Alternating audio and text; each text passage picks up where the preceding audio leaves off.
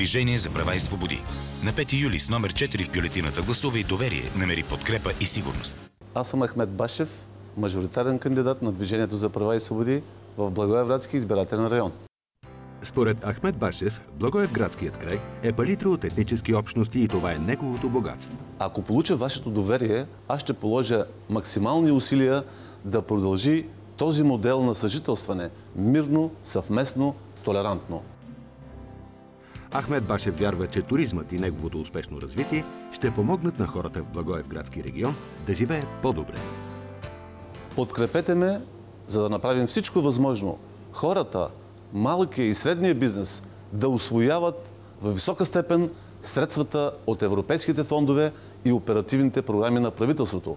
Това е пътя и начина да повишим жизнения стандарт на хората в област Благоевград. Движение за права и свободи. Мисли либерално, гласувай реално и отговорно. Търговията с изборни гласове е престъпление.